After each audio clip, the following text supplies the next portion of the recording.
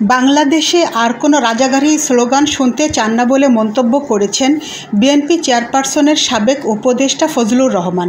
তিনি বলেছেন, আমি মুক্তির স্লোগান, প্রগতির স্লোগান শুনতে চাই। নতুন প্রজন্মকে মুক্তিযুদ্ধের ইতিহাস জানার তাগিদ দিয়ে তিনি বলেন, নতুন প্রজন্মের প্রতি আমার অনুরোধ, মুক্তিযুদ্ধের ইতিহাস পড়ো, মুক্তিযোদ্ধার ইতিহাস পড়ো। এটা পড়ে তোমরা মুক্তিযুদ্ধকে বাঁচাও, দেশকে বাঁচাও। গত বৃহস্পতিবার 28 আগস্ট যুগান্তর মাল্টিমিডিয়াকে দেওয়া এক সাক্ষাৎকারে এসব কথা বলেন আলোচিত রাজনীতিবিদ ফজলুর রহমান।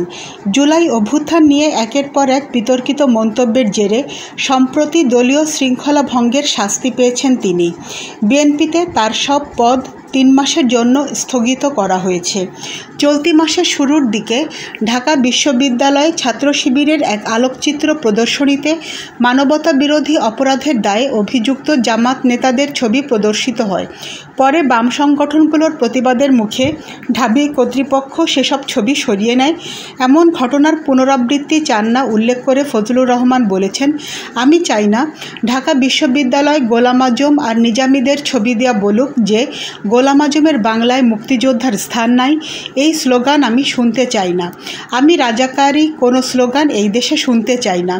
একই সঙ্গে তরুণ প্রজন্মকে অশ্লীল স্লোগান দেওয়া থেকে বিরত থাকার অনুরোধ করে তিনি বলেন, অশ্লীল যে স্লোগানগুলো তোমরা দাও সেগুলো থেকে বিরত থাকো, না হলে জাতি হিসেবে আমাদের মাথা নত হয়ে যাচ্ছে। নয়নতারা নিউজ, ঢাকা।